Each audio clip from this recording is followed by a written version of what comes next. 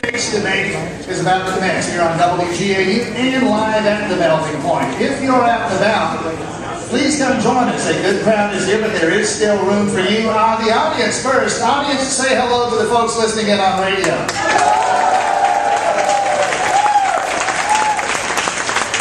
About 2.5 hours of what we have come over the years to call political dinner theater here at the Melting Point. The Cinco de Mayo edition of Political Dinner Theater on this 5th of May.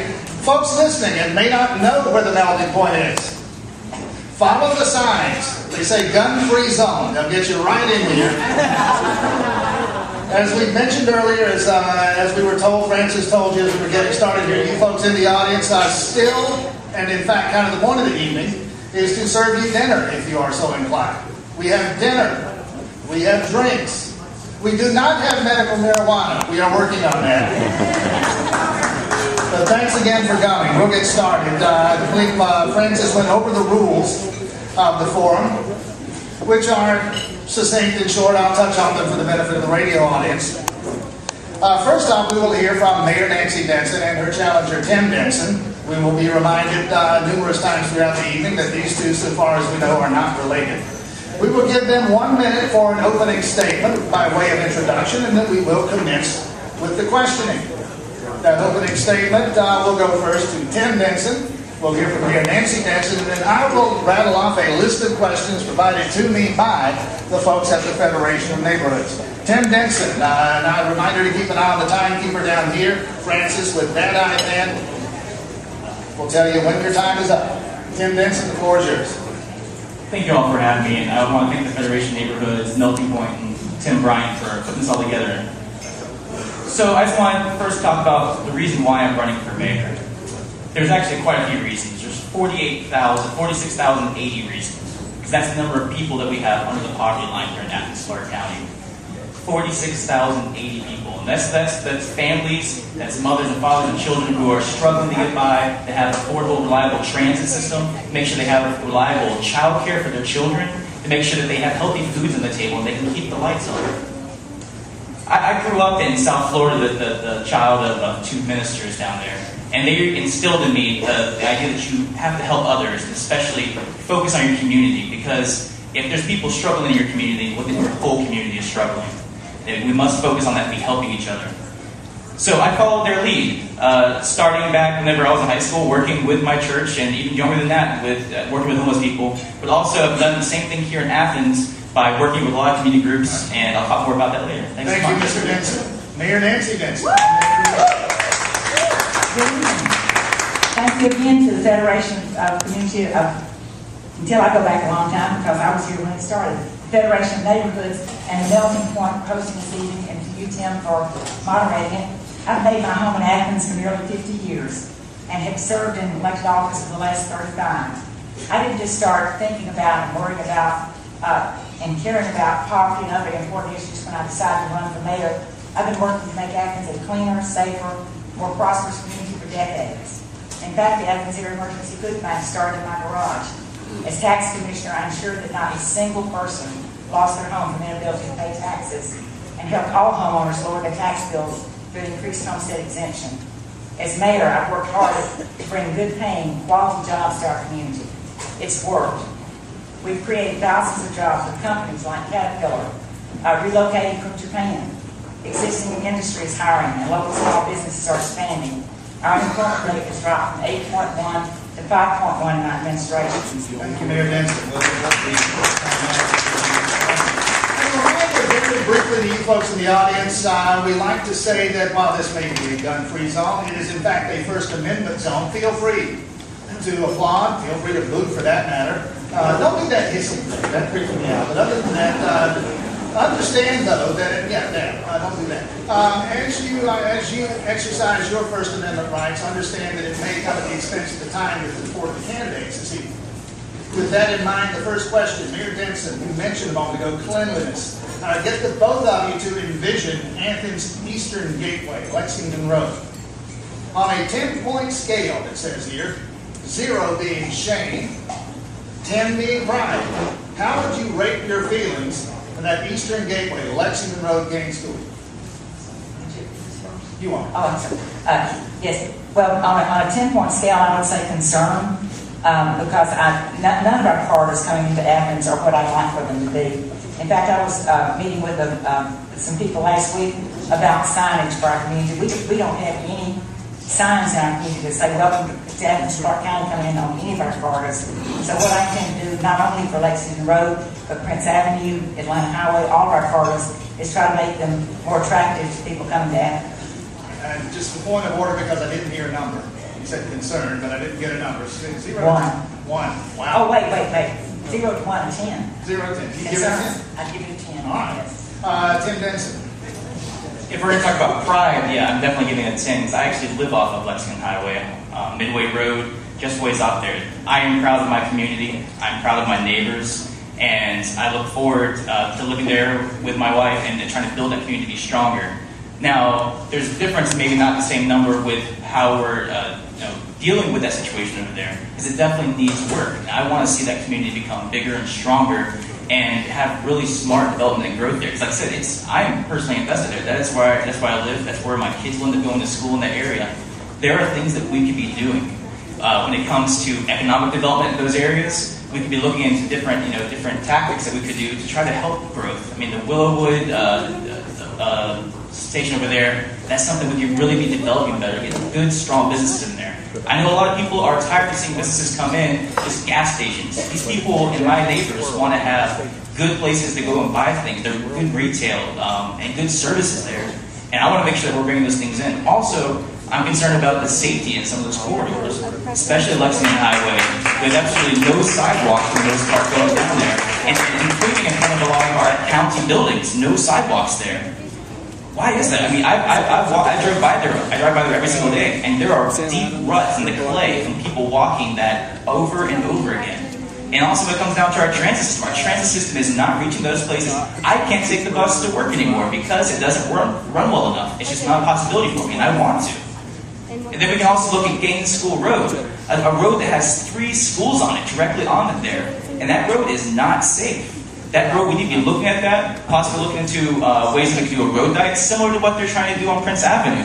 Doing a study maybe and doing this in a similar fashion to see what we could be doing on Gaines School to make it safer, more walkable, and have better, and safer for cyclists too, but also for drivers and especially for those students, getting our kids to school, making sure it's a safe environment and they can have a safe commute.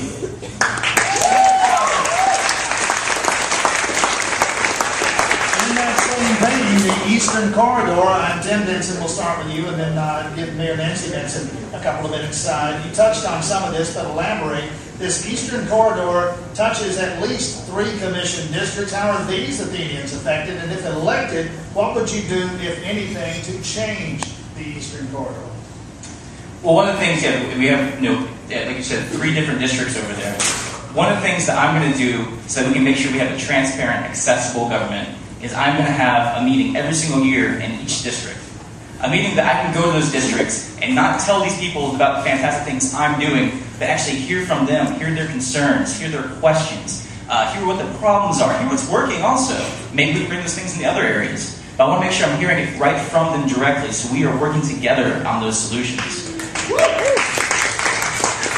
And a lot of these different things would be working. I mean, with our transit system, like I said, if we were making an affordable, reliable public transit system, that would definitely help a lot. That would alleviate a lot of the stress that we have from driving, congestion, especially over there around the loop where Barnett Shoals and Lexington come together. And it's so horrible. It's not a congestion there. It's really hard to get through. If we had more public transit going through, a more reliable system, that park and ride would be used more often. Right now, that it is not used nearly as effectively as it should be. And we'd be lessening the congestion, lessening the pollution, therefore having less cars on the road, being able to get through easier.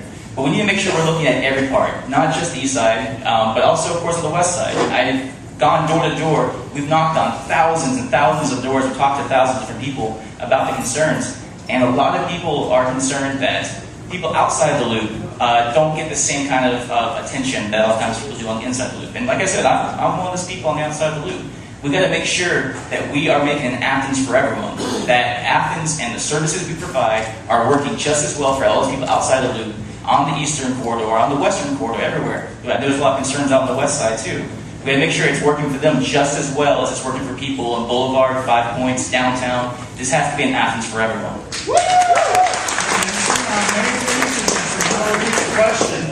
re-elected in your case, what would you do, if anything, to change the Eastern Corridor?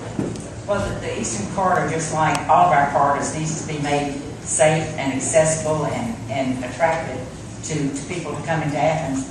One of the things that many people don't understand is that retail in particular calls rooftops. And Oglethorpe County, which joins our county on the eastern side, is one of the least populous counties. And so those rooftops for retail are not drawing retail, they're being drawn on the west side of town because of the influence that retail businesses are seeing in the demographics for Oklahoma County. But what I intend to do is continue to seek out good jobs for our community. And of course, when we get big companies like Caterpillar, like Athens, which will be coming in shortly, those payrolls will be supporting the small businesses, and that will go through our whole community, helping all of our corridors, not just the ones that run through the east side of town. And I want to make Athens more prosperous for all districts, not just those 3 districts.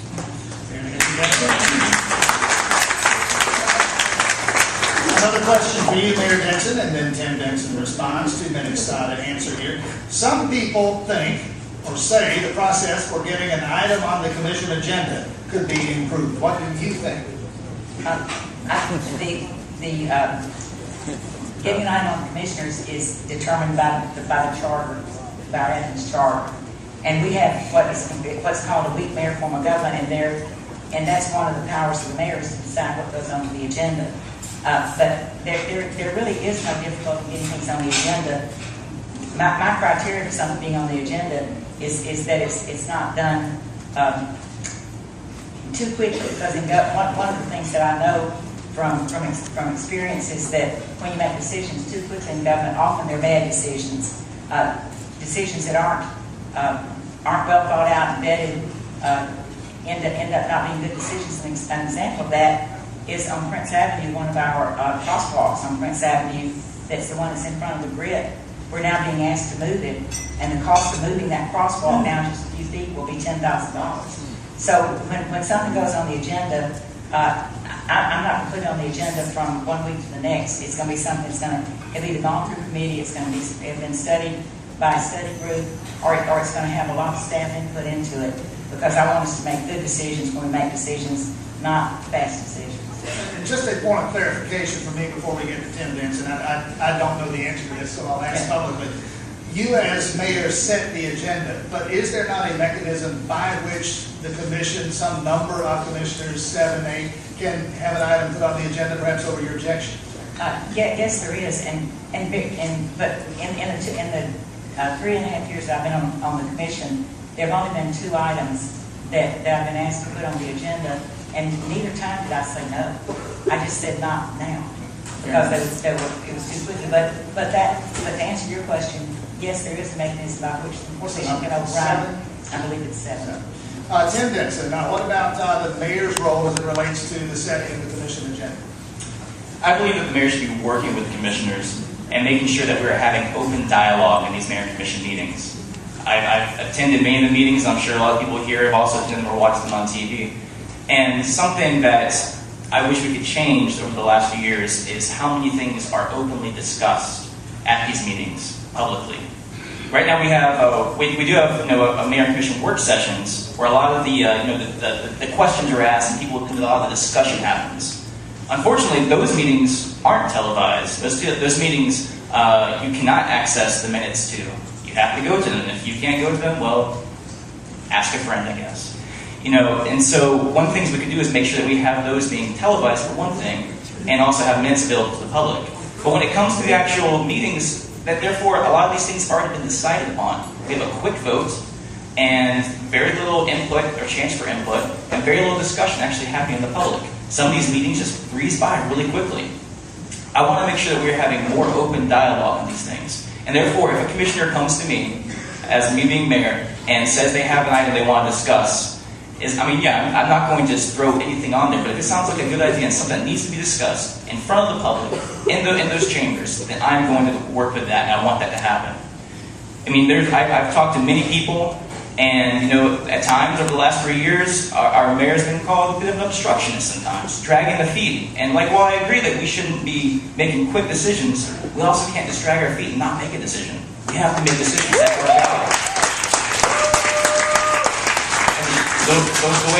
We do. We have the Prince Avenue corridor study that the mayor brought up. The fact that wasn't put on, that's been a huge issue. I'm sure all of you guys are aware of, and a lot of people wanted to see that discussed and voted upon. And another thing is the green building ordinance, which has been on the whole agenda as a whole item for over 3 years without actually a vote being on it. Why has these things come up? Again, for those of you who are listening and maybe just joining us on radio, we're at the Melting Point downtown. Candidates debate. Mayor Nancy Denson is on the stage. Challenger Tim Denson here. We have 3 contested county commission races. You'll hear from those candidates through the course of the next couple of hours. Question number 4, and again, these questions provided by our host here this evening, or our sponsors this evening, the Athens Federation of Neighborhoods. Tim Denson, I believe this one goes to you, and then we'll hear from Mayor Nancy Denson. Pardon me. If elected, in what ways will artists and arts organizations be involved in shaping actions and decisions related to the future of the Linden House? Oh, sure. I think that the Linden House, a place that is made for artists to be welcome as kind of our showcase for artists here. It definitely needs to be run in a good manner. And right now, there are some concerns from the community and also from myself about the way Leisure Services has dealt with this a little bit. It's something that's very important to me. My wife is an artist. I met her as she was going to art school here at UGA. I myself, one of the big things that drew me here was the music scene, because I was a musician and also dabbled in arts too. Not nearly as good as my wife, though. But I definitely think that it needs to be something that is focused upon. And right now, Leisure Services has, the way they've been reorganizing, has pulled a bit of the focus off of the arts. And I know there's a lot of concern also, specifically with the Linden House, about us, using it for office space and such, instead of using it as artist areas and having free access to artists there. I think that's something that we definitely need to secure. That place is built here to show off our arts scene, and that is one of the magnets that brings people here to Athens, Clark County. I think that's one of the reasons that makes Athens so amazing and makes it such a destination for a lot of people to move here. So I want to make sure that we are doing all we can, and if that comes down to making sure that our Leisure Services programs are restructured so there is a focus on the arts, then I will support that, and I look forward to having those discussions with that department and with the county manager's office to make sure we're doing that correctly. Thank you, Denson. Mayor Denson, a question about the Linden House and the ways in which you might work, if re-elected, with artists and arts organizations regarding the future of that facility. Well, the Linden House was built to display and encourage the arts in our community. We have a Cultural Affairs Commission that will be involved in any change of programming or use of the Linden House for the arts. And I have a daughter who's an artist. I understand the value of it. I wish I had the kind of talent she has. But as far as I'm concerned, the Linden House will always remain a center for the arts, because that's the purpose of it. That was the reason that we voted the SPLOS project to create the Linden House. We also have another SPLOS project that's going to create a garden in front of the Linden House that will beautify it and make it something more attractive for the community to use. But we just had a retirement of the director of the Linden House. There's a search now for the new director. The director has not been hired yet. But on another thing that may be of interest to people, the auditor's office, which is now vacant, will be filled by the first of fiscal year, 1st of July. And one of the first assignments that auditor will have will be an audit of the Leisure Services Department, which will also include the Linden House. That segues very nicely into the next question, which deals with that open office, the vacancy in the auditor's office. Again, the question from the Federation of Neighborhoods, and we'll hear from you, Mayor Denson, first. Why do we need one? And if we need one, how have we managed all these months without one? Well, actually, that discussion happened. The question of whether we need an auditor was one that a number of the commissioners discussed among ourselves, and we had talked about having a retreat in order to discuss the functions of the auditor. And when we had our retreat, we decided that that was too big a question and it would take up the whole retreat, so we did not go into that. But the discussion about whether or not the need was there for an auditor, it's required in the charter, so we have to change the charter to not have that position. But that's the only position that answers directly to the mayor and commission well, we have 3 positions in answer to the mayor and commission, but under the manager, all of the departments function under the manager and are filtered through the manager. The auditor has the authority and the responsibility to look at all functions in the county and answer directly to the mayor and commission. So I think it's a very good balance. It's one of those checks and balances in government that I think is very important. And the reason we've functioned without it for a year is that 6 months of that year, we had a contractual obligation to pay the salary benefits of the former auditor. So there was not funding there for a full year for that position to be on or to be filled. Tim Denson.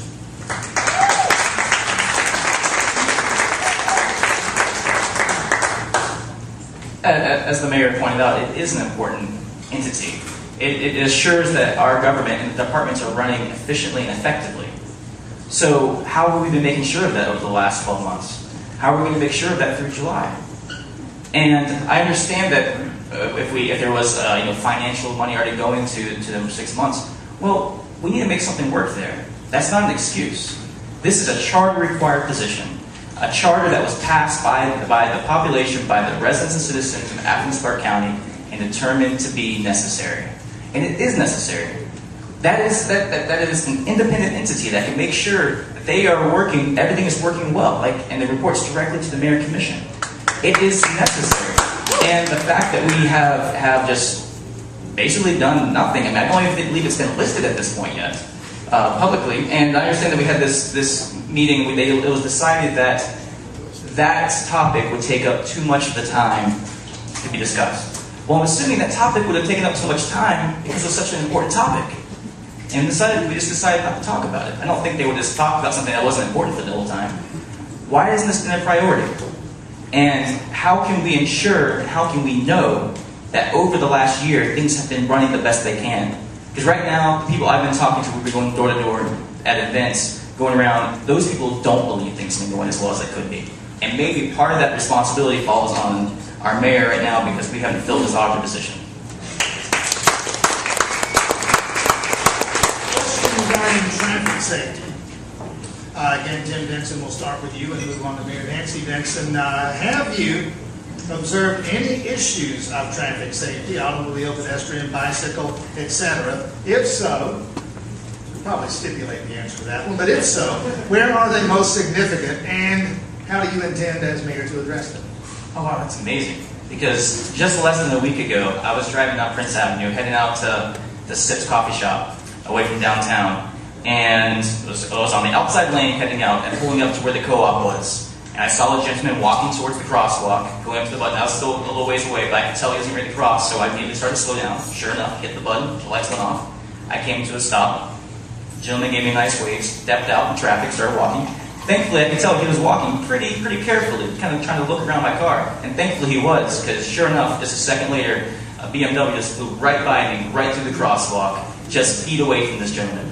The gentleman, of course, threw his arms up, yelling at this person, turned to me, waved, thanked me for it, and kept on. If he hadn't been aware of the dangers already there on Prince Avenue, he probably would just walk like it was a regular crosswalk, like anybody else would have, and he would have been hit. I'm sure he would have been hit. It was that close. And this was just days ago. I've heard countless stories like this from people in that area. And other areas, we talk about, like I brought up earlier, was Gaines School Road too. But the great thing about the study that we were talking about, the traffic study, which was choreographed and put together by concerned residents on the Prince Avenue corridor around there, that was going to be paid for by those residents. The labor was going to be volunteered by those residents. The cost would have been basically almost nothing to the county. Yet we didn't follow through on it. We didn't follow through. And let's hope that something else doesn't happen to one of these people, in the next few months, because we didn't decide to go ahead and start taking action. We decided to delay this. Because we could be taking and emulating that kind of structure, that kind of idea, and doing it in these other areas. that also need it. I mean, we had, you know, a tragic death that happened over on Winterville Road also, because of a young man riding his bike down that road with no sidewalks, not even a side to the road, and no lights on Kirby Road. He was hit and killed. We have to make pedestrians and cyclist safety, which also plays into automobile safety, driver safety. We have to make it a priority. We need to start making that priority now. Thank you, Tim Denson.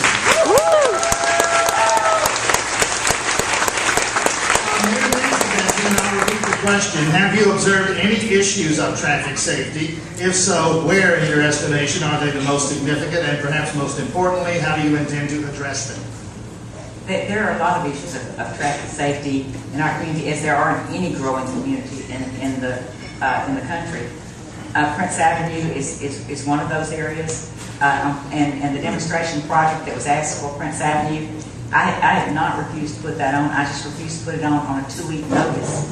And what I have done for Prince Avenue is I have a work session scheduled for June the 10th, and I've asked our staff to come back with some data for us that will be provided by professional transportation people.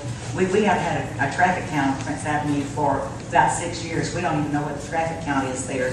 But with the demonstration project, we don't know what would have been success. There are no parameters for what success would be. So I want us to look at, I've asked our staff to come back with options, with cost estimates, time estimates for things like bricking the crosswalks to make it be a different feel when you go across it. Some lights across the top of the street rather than just at the sides of the street to make sure it gets people's attention when they go through. I've also asked them to come back with other ideas, and these are professionals that know what they're doing. I've already asked our county police and university police to start citing people for violations of failing to yield to pedestrians in the right of way. And I'm sure that there are probably people that are unhappy with me because they've got tickets. But another issue of traffic issues is our school buses. People failing to stop school buses when they're letting children on and off the school buses, which is a huge problem. And we have voted to allow our school buses to be equipped with cameras, and we've already had a number of people cited for violating failing to stop for school bus.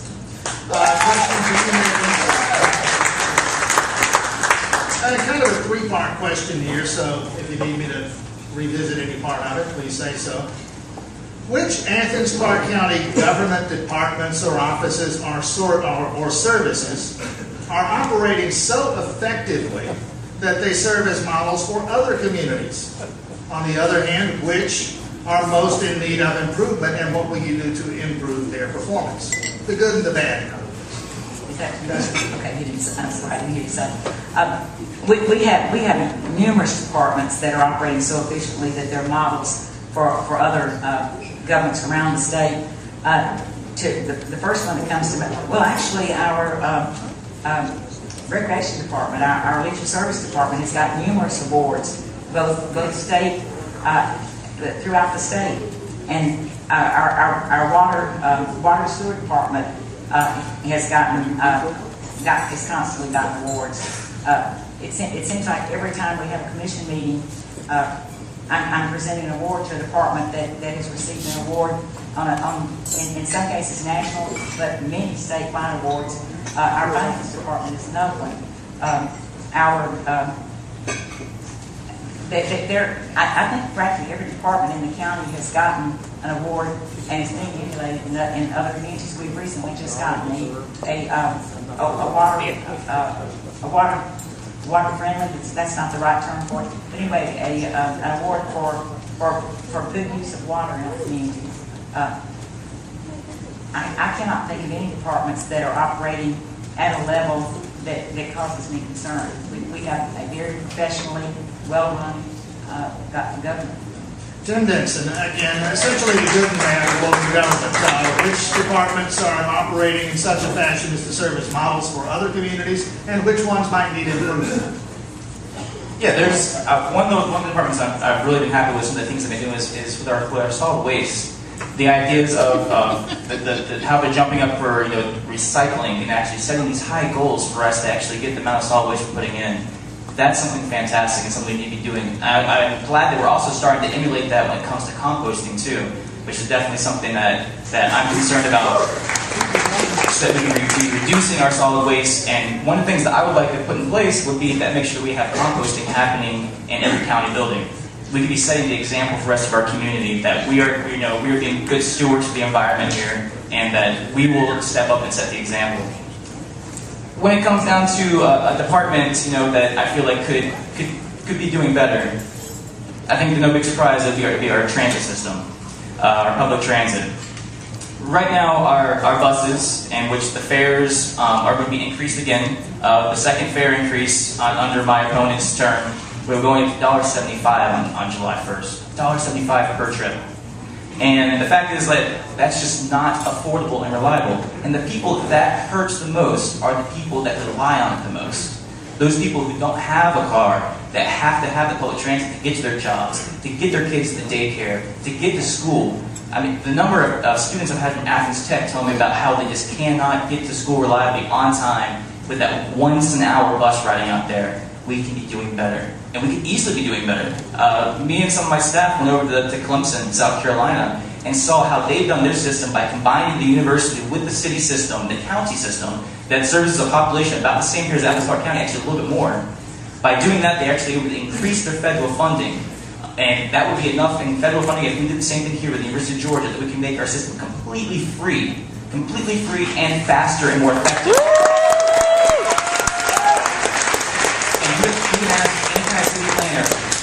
Public transit is going to be the next big priority over the next 100 years. That being the case, let's toss another question at you, because I want to hear the mayor on this as well. Continue to elaborate your views of transit, what you would do to enhance the transit system, and then we'll hear from Mayor Nancy Denson. Let her speak to that. Oh, I'd love to, Tim. I'm really passionate about this topic, and me and my staff have done the homework. We've really looked into this, looked at what places are doing it fantastic. Not just Clemson. The same thing's happening in Chapel Hill, North Carolina. The same thing's happening in Boone, North Carolina. We have Vero Beach, Florida that's doing a free fare system. We have Chattanooga that now has a partial free fare system. These are all places in the southeast. This isn't some over in Europe or somewhere in California. This is places that are happening within a drive from here.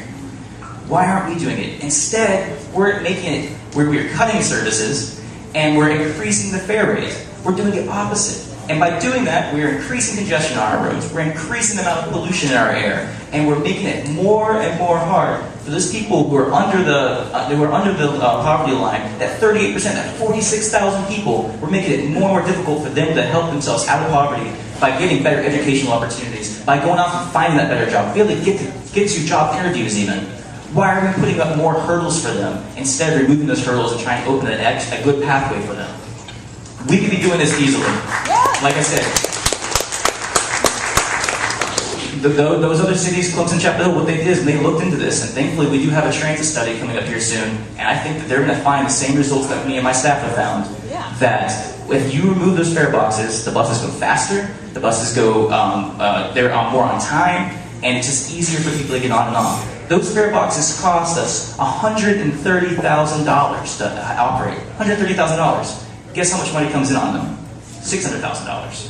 That's how much comes in on them. We have a total of $800,000 comes in on the fare boxes, total cash-wise. But 25% of that, $200,000 of that, is coming from entities that we are already paying taxes to operate. The school board, a lot of the homeless services that we have here, such as Action Ministries and the Athens Area Homeless Shelter. Those people are buying thousands and thousands of dollars of bus tickets, and a lot of those places are funded by our tax dollars already to help those people. Let's help them on the county level instead. Let's take out that middleman and start helping them now.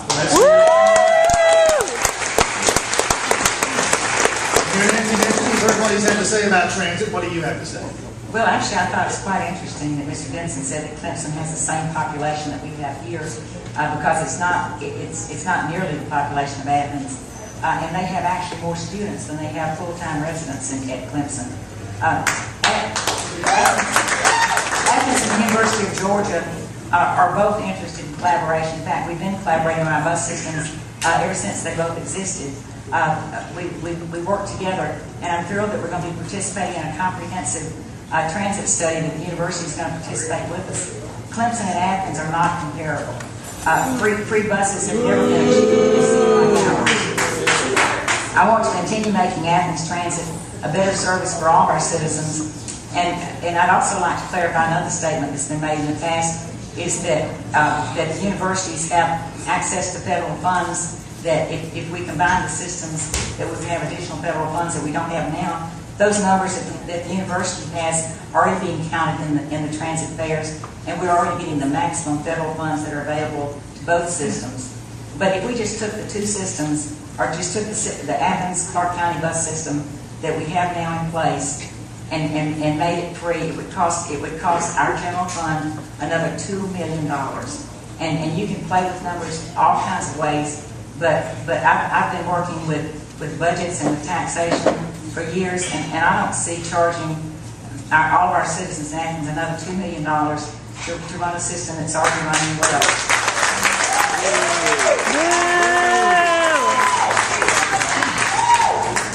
Let's move on to what will be, let's give them 2 minutes each. 2 minutes each for closing statements. Tim Denson, we will start with you. And then Mayor Nancy Denson, we will hear from you. 2-minute closing statements from each of these two candidates. Thank you, Tim, and thanks to the Federation of Neighborhoods and thanks to Melting Point for putting this all together. I do want to clarify a couple things before I go into it. The population is of Anderson County, because Clemson has got their system so well worked out. They're not just doing this via Clemson, they're doing the entire county, plus a couple of cities on the outside of the county. Population of Anderson County is 140,000 people. So. Yeah. And yet, I'm sure that people who don't ride the bus do think our transit system is running well. You talk to those people who are riding the bus. I've ridden the bus. I do ride the bus. And like I said, I used to ride it more regularly. They don't think it's running well. They think it's too expensive. I think it would be a great idea if my opponent would get on the bus and ride it there and actually talk to those people like I have many times in this campaign.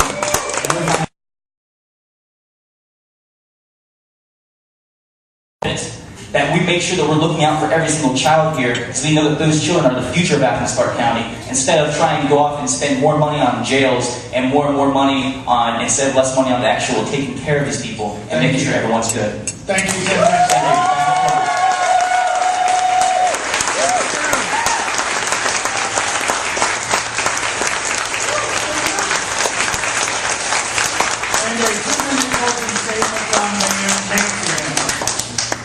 At the last forum that we sat together, my opponent suggested that his first action as mayor would be to have a referendum to change our property tax system to a progressive property tax that was based on income as well as value of property.